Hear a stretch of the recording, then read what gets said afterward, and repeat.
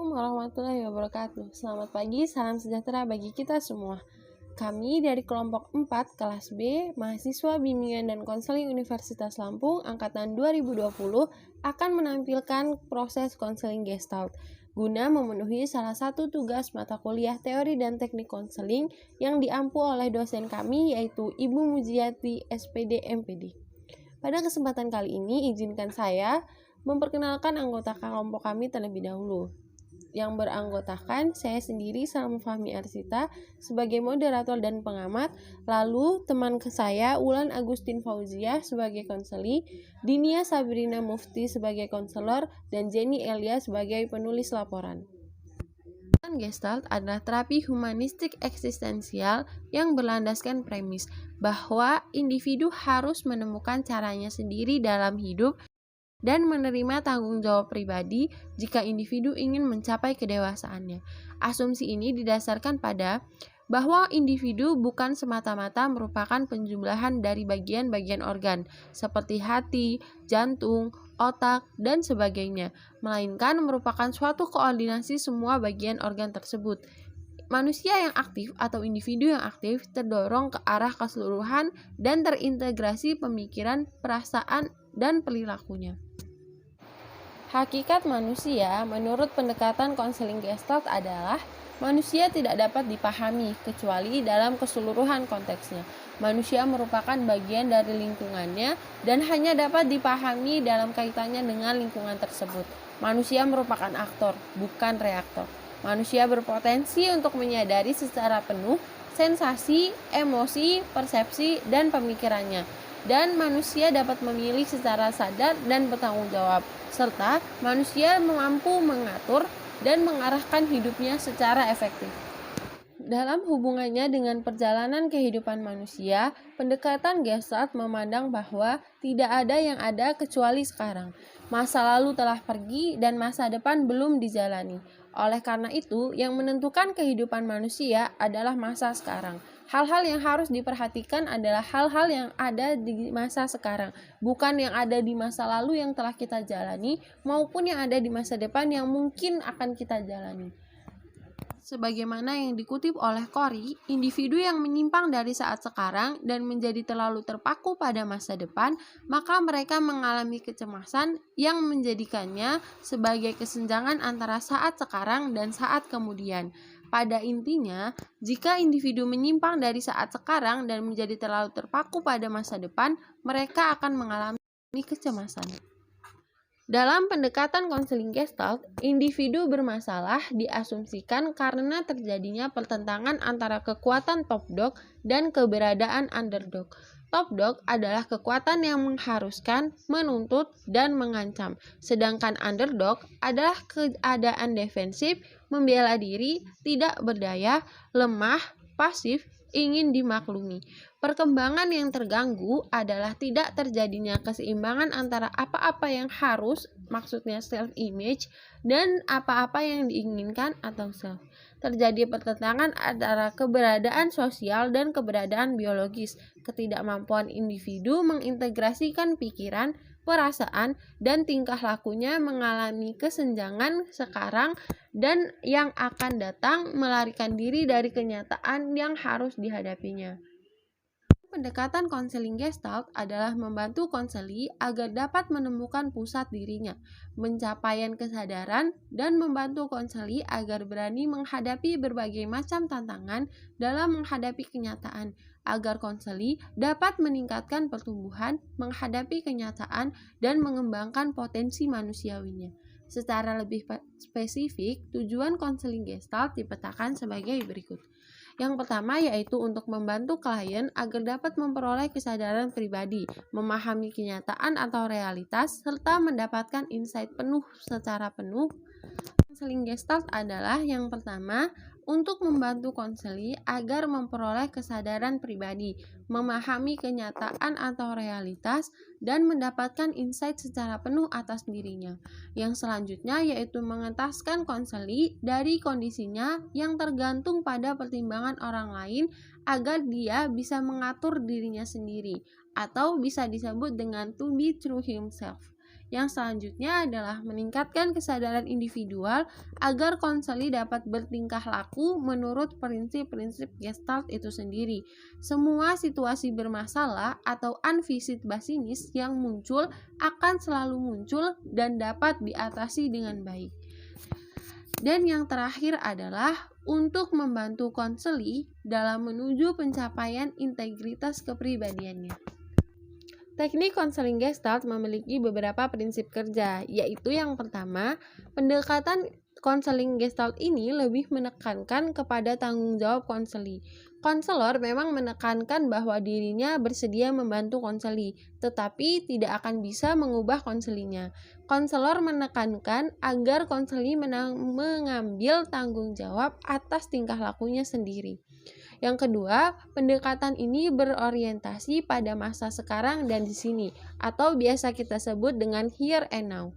Dalam proses konseling, konselor tidak mengkonstruksikan masa lalu atau motif-motif tidak sadar, tetapi memfokuskan pada masa sekarang, pada keadaan yang sedang dialami konselinya. Hal ini bukan berarti bahwa masa lalu tidak penting. Masa lalu hanya dalam kaitannya dengan keadaan sekarang. Dalam kaitan ini pula, konselor tidak pernah bertanya mengapa hal tersebut dapat terjadi. Dan yang terakhir yaitu pendekatan ini berorientasi eksperiensial, di mana konselor meningkatkan kesadaran konseli tentang diri sendiri dan masalah-masalahnya, sehingga dengan demikian konseli mengintegrasikan kembali dirinya sebagai berikut. Sehingga dengan demikian konseli dapat mengintegrasikan kembali dirinya. Yang pertama, konseli mempergunakan kata ganti personal. Konseli mengubah kalimat pertanyaan menjadi pernyataan. Yang kedua, konseli mengambil peran dan tanggung jawabnya. Dan yang ketiga, konseli menyadari bahwa ada hal-hal positif dan atau negatif pada diri atau tingkah lakunya. Selanjutnya yaitu proses konseling Gestalt. Fokus utama konseling Gestalt adalah terletak pada bagaimana keadaan klien sekarang, serta hambatan apa yang muncul dalam kesadarannya. Konselor hendaknya menghindarkan diri dari pikiran-pikiran yang abstrak, keinginan-keinginannya untuk melakukan diagnosis, interpretasi, maupun memberi nasihat. Konselor sejak awal konseling sudah mengarahkan tujuan agar klien menjadi matang dan mampu menyingkirkan hambatan-hambatan yang menyebabkan klien tidak dapat berdiri sendiri. Selanjutnya yaitu fase-fase proses konseling. Fase pertama yaitu konselor mengembangkan pertemuan konseling agar tercapai situasi yang memungkinkan perubahan-perubahan yang diharapkan pada klien. Fase yang kedua yaitu konselor berusaha meyakinkan dan mengkondisikan konseli atau klien untuk mengikuti prosedur yang telah ditetapkan sesuai dengan kondisi klien. Yang ketiga yaitu konselor mendorong klien untuk mengatakan perasaannya pada saat ini. Klien diberikan kesempatan untuk mengalami kembali segala perasaan dan perbuatan pada masa lalu dalam situasi di sini dan saat ini. Yang keempat yaitu klien memperoleh pemahaman dan penyadaran tentang pikiran, perasaan, dan tingkah lakunya. Konselor mengantarkan klien memasuki fase akhir konseling. Klien telah memberikan kepercayaan pada potensinya, menyadari keadaan diri pada saat sekarang, sadar dan bertanggung jawab atas sifat otonominya, perasaan-perasaannya, pikirannya, dan tingkah lakunya. Yang selanjutnya yaitu teknik konseling Gestalt. Teknik-teknik konseling Gestalt, beberapa di antaranya yaitu teknik pembalikan. Dalam teknik ini, konselor meminta klien untuk memainkan peran yang berkebalikan dengan perasaannya yang dikeluhkan. Yang kedua yaitu latihan saya bertanggung jawab. Latihan ini membantu klien agar mengakui dan menerima perasaan-perasaan diri pada memproyeksikan perasaan itu kepada orang lain. Yang selanjutnya yaitu tetap dengan perasaan. Konselor tetap mendorong klien untuk bertahan dengan kekuatan atau kesakitan perasaan yang dialaminya sekarang dan mendorong klien untuk menyelam lebih dalam ke dalam tingkah laku dan perasaan yang ingin dihindarinya. Yang terakhir yaitu bermain proyeksi. Dalam teknik bermain proyeksi, Konselor meminta kepada klien untuk mencobakan atau melakukan hal-hal yang diproyeksikan kepada orang lain. Selanjutnya yaitu permainan dialog. Teknik ini dilakukan dengan cara klien mengkondisikan untuk mendialogkan dua kecenderungan yang saling bertentangan, yaitu kecenderungan top dog dan kecenderungan underdog. Contoh, kecenderungan orang tua melawan kecenderungan anak, kecenderungan bertanggung jawab melawan kecenderungan masa bodoh, kecenderungan anak baik melawan kecenderungan anak bodoh, kecenderungan otonomi melawan kecenderungan tergantung, kecenderungan kuat atau tegar melawan kecenderungan lemah. Melalui dialog yang diaktifkan ini, menurut pandangan Gestalt, pada akhirnya klien akan mengarahkan diri pada satu posisi di mana ia berani mengambil resiko. Penerapan permainan dialog ini dapat dilaksanakan menggunakan teknik kursi kosong. Baiklah, kami dari kelompok 4 pada kesempatan kali ini akan mengangkat kasus mengenai salah satu siswi SMA yang ingin mengembangkan potensinya dalam bidang bisnis. Akan tetapi, ayahnya melarangnya melakukan hal tersebut dan memaksanya untuk melanjutkan pendidikan di perguruan tinggi di dalam jurusan kedokteran. Dan siswi ini memang sedari kecil tidak dibiasakan untuk mengutarakan pendapatnya, bagaimana sih baiknya dirinya, apa sih yang dia mau, karena dia terlalu sering diatur-atur oleh ayahnya. Dan dalam proses konseling Gestalt ini, kami akan berusaha membuat konseli agar dia berani mengungkapkan pendapatnya.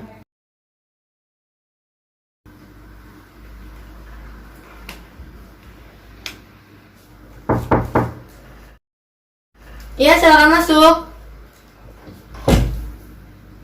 Permisi, Bu. Wulan, iya, masuk aja. Ya, Bu, makasih, Bu. Ya.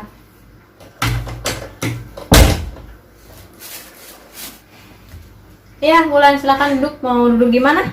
Di sini aja, Bu. Nyaman, Wulan. Oke, boleh. Makasih ya, Bu ya. Iya, sama-sama. Iya, ini Wulan Agustin Fauzia ya, kelas 12 IPA berapa ya, Nak? Iya betul Bu, saya kelas 12 IPA 1. Kelas 12 IPA 1. Oh iya, ngomong-ngomong kita kan habis liburan 2 mingguan tuh ya. Anak kelas 10 pada baru masuk. Terus kamu kan kelas 12 ini udah persiapan untuk ujian nasional serta kemungkinan untuk kuliah. Apakah Wulan ada keinginan untuk kuliah? Iya Bu, ada. Untuk tahun ajaran ini kan Wulan masih berminat untuk di dunia bisnis apa enggak ya? Soalnya kan ibu tuh kemarin dengar-dengar Wulan tuh juara 1 tuh di Provinsi Lampung untuk penciptaan bisnis tuh, keren banget deh kayaknya deh. Ih, Ayo Bu, bisa aja. Itu kemarin cuma lomba seprovinsi aja kok Bu. Lagi pula saya pikir semua orang juga bisa Bu, nggak cuma saya, dan saya pikir itu kemarin cuma keberuntungan kok Bu. jangan bilang keberuntungan deh, itu kamu tuh di bidang bisnis keterampilannya keren banget tuh. Jadi kan kayak bisa dipandang sebagai salah satu modal prestasi kamu. Terus nantinya di bidang bisnis itu kamu bakalan sukses tuh. Wah, amin Bu. Terima kasih Bu. Mungkin untuk selanjutnya saya akan lebih berusaha Bu untuk itu. Kalau bisa jangan dengan kata mungkin ya, kamu itu harus berusaha kembangkan apapun tentang bisnis kamu, karena itu kemungkinan juga salah satu passion kamu ya. Iya Bu, insya Allah bisa Bu. Semoga ya Bu ya. Ya. Nah, begitu akan lebih baik untuk kamu. Oh iya, sejak tadi tuh kan sudah membicarakan tentang liburan sama passion kamu di bisnis serta prestasi kamu tuh ya. Ada hal lain nggak sih maksud dari kedatangan Wulan ke sini sendiri, mau dibicarain tentang apa? Jadi gini Bu, terus terang aja, memang ada yang ingin saya bicarakan Bu dengan Ibu. Makanya saya datang ke sini. Ya, Wulan cerita aja apa yang Wulan ingin ungkapkan. Ibu akan mendengarkan, karena kan Ibu sebagai guru BK itu berkewajiban untuk membantu muridnya dalam memecahkan masalahnya di sekolah gitu.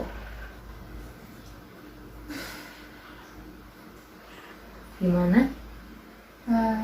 Jadi gini Bu, sebenarnya saya itu ada masalah dengan orang tua saya Bu, terutama sama ayah saya Bu. Karena apa ya? Sebenarnya untuk lanjut kuliah itu bukan keinginan saya, Bu. Bukan keinginan kamu. Iya, Bu. Itu bukan keinginan saya sendiri. Saya setelah lulus ini sebenarnya ingin melanjutkan bisnis saya, Bu.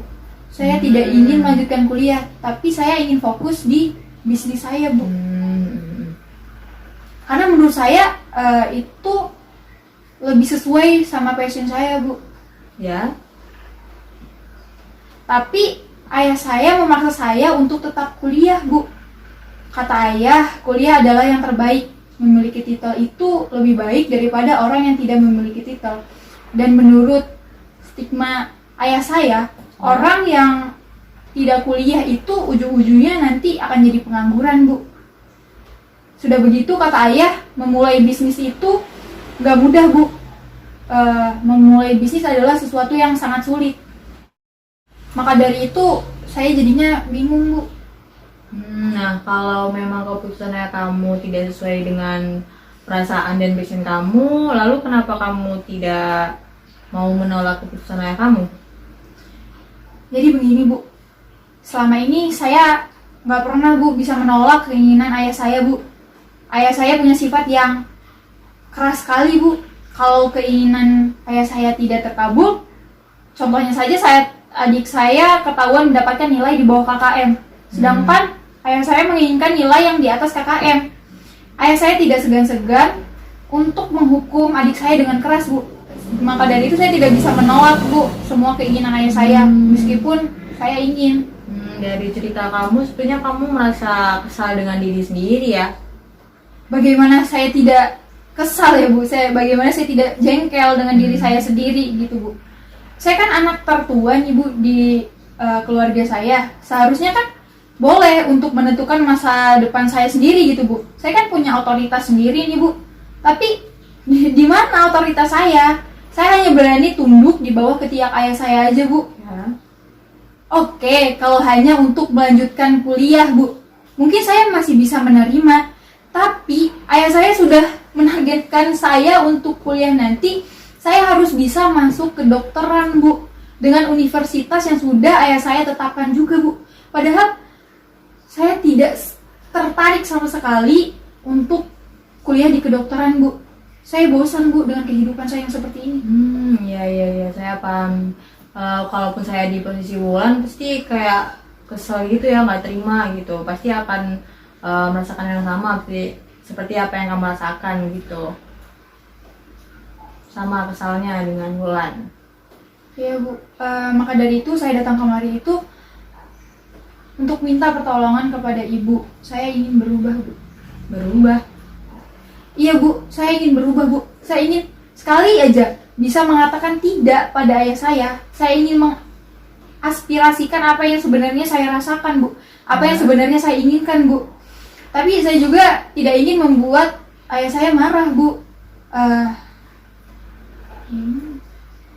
Selama di bangku sekolah, dari dulu sampai sekarang nih, Bu, saya sudah harus memenuhi apapun yang ayah saya inginkan, Bu. Saat lulus nanti, saya tuh udah gak mau, Bu. Saya tidak mau menyia-nyiakan diri saya lagi. Saya ingin membangun bisnis sesuai dengan apa yang saya inginkan, Bu. Ya.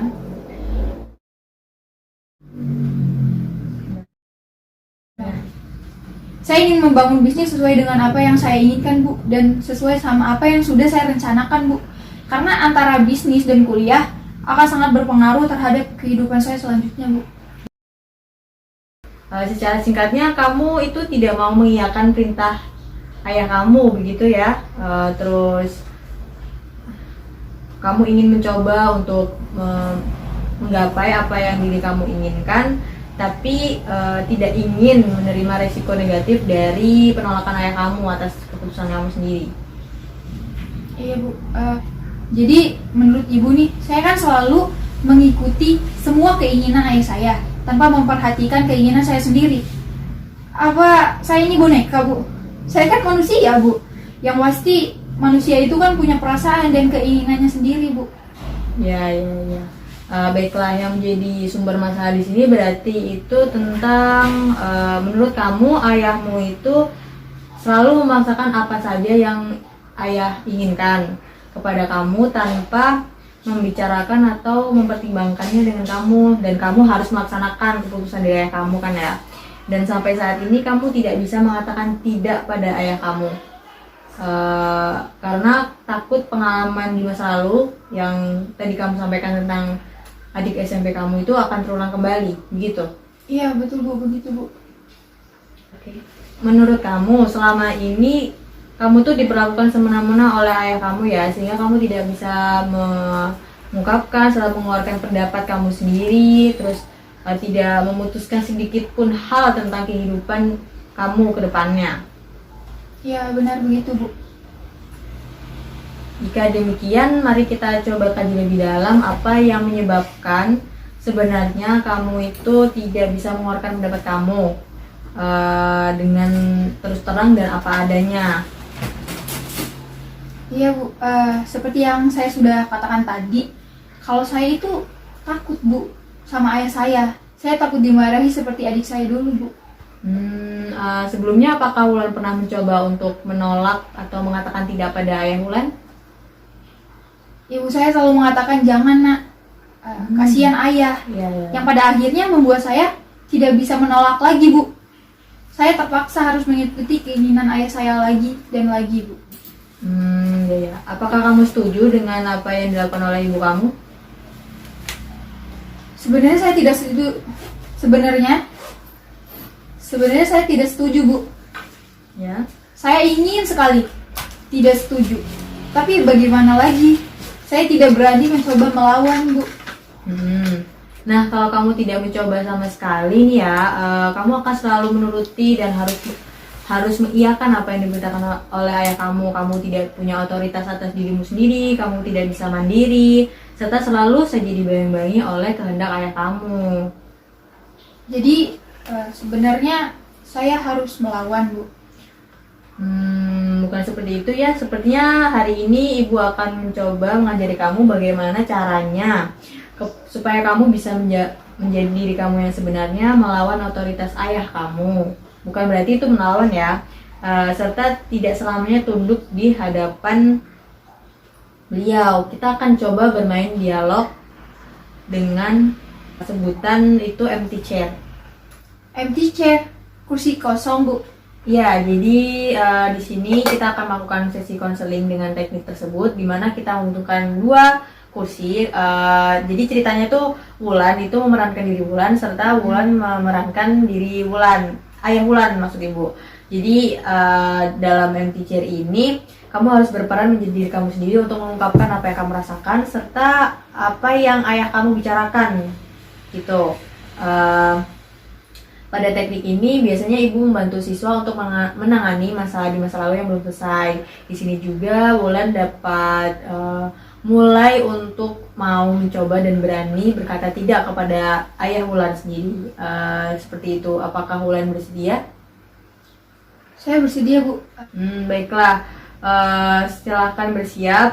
Semoga teknik ini bisa kita lakukan dengan baik. Silahkan tarik nafas terlebih dahulu dan relaksasikan diri agar lebih tenang untuk bermain peran di kesempatan pada kali ini. Untuk Wulan, silahkan untuk tarik nafas, merelaksasikan diri.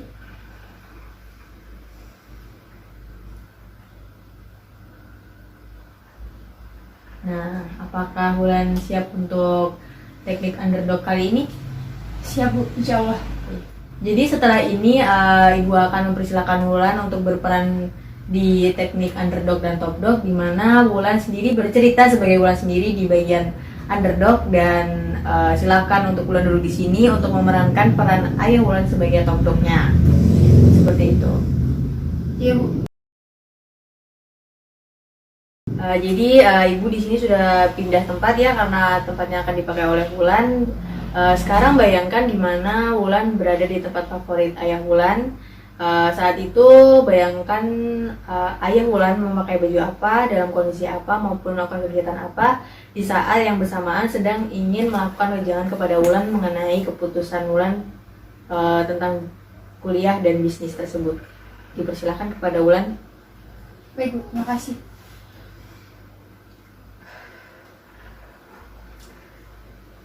Ayah saya sedang memakai kaos lengan pendek warna putih, kemudian memakai celana pendek warna biru, sedang merokok di kursi goyang kesayangannya. Baiklah. Sekarang silakan untuk Wulan pindah ke bagian top dog untuk berperan sebagai ayah Wulan. Baik, Bu.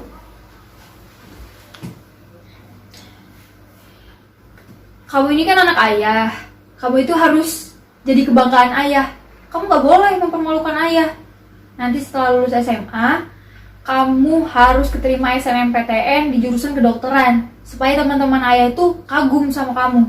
Dan mereka juga kagum sama ayah. Baiklah, selanjutnya dilanjutkan ke bagian underdog sebagai peran Wulan. Ya. Tapi kan ya, syarat buat masuk ke kedokteran itu kan susah.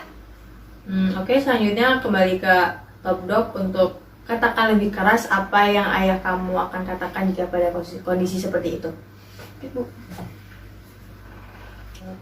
Nah justru itu, karena itu susah dan ayah tuh berharap kamu bisa menempuh itu. Karena kalau teman-teman kamu aja nggak bisa, sedangkan kamu bisa, berarti itu tandanya kamu lebih unggul dari mereka. Dan ayah mengharapkan itu.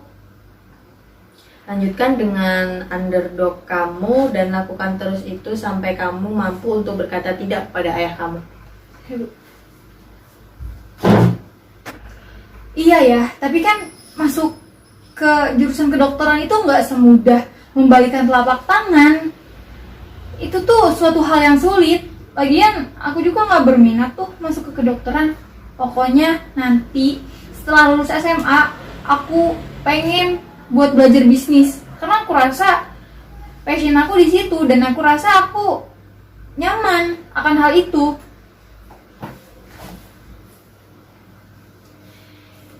Gak bisa. Pokoknya kamu setelah lulus SMA nanti harus kuliah di kedokteran. Ayo gak mau tahu? Ayah pikir aku tuh apa sih ya? Ayah pikir aku robot. Aku gak punya perasaan. Aku gak punya keinginan kayak orang-orang. Aku juga berhak ya nentuin diri aku sendiri mau kemana. Nentuin pilihan aku. Oh, kamu udah pintar ngelawan ya? Kamu mau jadi anak durhaka?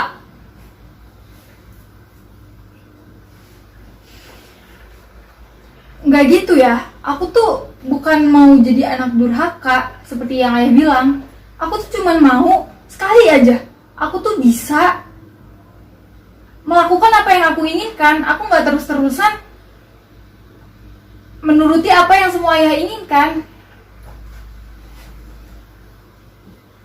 Oh udah pintar ngelawan ya kamu sekarang. Sekolah mahal-mahal, ujung-ujungnya apa? Cuman ngelawan orang tua, ngelawan omongan ayahnya.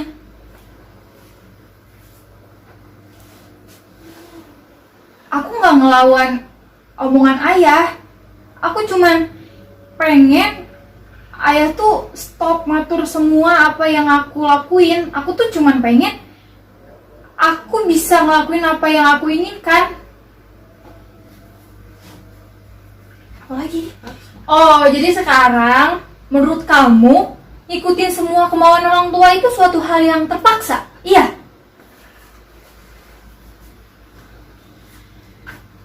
Bukan terpaksa ya. Toh selama ini juga aku selalu ngikutin apa yang ayah mau kan. Emang ayah pernah izinin aku sekali aja pilih apa yang aku suka, pilih apa yang aku mau? Apa ayah pernah? Ayah kan ngelakuin ini semua demi kebaikan kamu. Kamu ini bocah ingusan, gak tahu apa-apa. Ayah itu lebih pintar dari kamu. Kalau ayah emang lebih pintar dari aku, seharusnya ayah lebih ngertiin aku dong. Seharusnya ayah lebih ngasih aku kebebasan untuk aku pilih mau menjalankan hidup aku yang seperti apa, mau memilih pilihan aku yang bagaimana. Tapi ayah kan gak pernah kasih itu ke aku. Kamu ini ya sekarang susah dibilangin ya. Bukan gitu ya. Aku tuh cuma ngerasa aku tuh terpenjara. Aku tuh ngerasa kepaksa ngelakuin ini semua. Aku yang sekolah, ayah yang seneng. Aku yang dapat juara yang bangga. Aku yang dapat penghargaan, ayah yang ngunggul-ngunggulin ke teman-teman ayah. Terus aku dapat apa ya? Aku nggak sama sekali senang akan hal itu. Aku nggak sama sekali ngerasain apa yang ayah rasain. Terus maksud kamu apa? Pokoknya mulai sekarang, aku udah nggak takut dengan ancaman ayah itu. Aku akan jadi diri sendiri dan aku akan tetap dengan pilihan aku. Dengan atau tanpa persetujuan ayah. Aku akan buktiin sama ayah kalau aku tuh bisa jadi yang terbaik. Baik, cukup Wulan untuk sesi underdog dan top 2 kali ini. Wulan sudah berhasil memerankan diri Wulan dan mengungkapkan apa yang Wulan rasakan, serta memerankan apa yang kemungkinan ayah Wulan katakan jika melakukan wejangan tentang kondisi perkuliahan yang akan diambil oleh Wulan. Saya kira cukup untuk pertemuan kali ini. Dari Wulan sendiri, apakah sesi konseling Gestalt ini bisa membuat Wulan lega? Sangat lega sekali, Bu. Saya merasa kelak di waktu yang akan datang saya akan bisa mengatakan tidak pada keinginan ayah saya. Baiklah, jika konseling pada sesi kali ini sudah membuat Wulan lega, kemungkinan keberhasilan pada konseling hari ini sudah dapat Wulan terima ya manfaatnya. Ada lagi yang ingin Wulan sampaikan? Udah cukup, Bu, dan Ulan pengen ngucapin terima kasih kepada Ibu Ya, karena sudah membantu Ulan. iya, sama-sama, sudah kewajiban dari ibu sendiri untuk membantu siswanya di sekolah memecahkan masalah seperti yang Wulan alami. Baiklah, untuk sesi konseling kali ini Wulan merasa lega ya, yakin ya? Lega banget, Bu. Alhamdulillah. Jadi bisa kita akhiri untuk sesi konseling kali ini? Ya, bisa, Bu. Alhamdulillah. Oke, terima kasih kepada Wulan sudah mau menceritakan pengalaman serta keluh kesahnya selama berkuliah dan selama SMA dan memutuskan kuliah pada kali ini. Saya kira konseling tadi sudah berhasil ya. Benar yang katakan Wulan, sudah lega. Silakan untuk meminum lagi itu minumannya biar nggak kering tuh tenggorokan. Makasih ya, Bu. Iya, sama-sama, coba Bu. Dah? Sekali lagi saya mengucapkan terima kasih ya, Bu, kepada Ibu ya. Kalau begitu saya izin pamit ya, Bu ya. Iya, sama-sama Wulan. Hati-hati di jalan. Terima kasih atas kunjungan. Terima kasih ya, Bu ya. Assalamualaikum, Bu. Salam. Baik teman-teman semua, kita telah menyaksikan proses konseling dari kelompok kami. Demikianlah yang bisa kelompok kami sampaikan. Mohon maaf bila ada kesalahan dan kami sangat mengharapkan kritik dan saran dari teman-teman semua mengenai proses konseling yang telah kami sampaikan. Dan kepada Ibu Mujiati kami ucapkan terima kasih atas bimbingannya dan kami juga mohon kritik dan sarannya agar kami lebih baik lagi. Semoga proses konseling yang telah kami sampaikan dan telah kita saksikan bersama-sama dapat menambah pemahaman kita semua mengenai proses konseling Gestalt. Terima kasih semuanya, kami akhiri. Wassalamualaikum warahmatullahi wabarakatuh.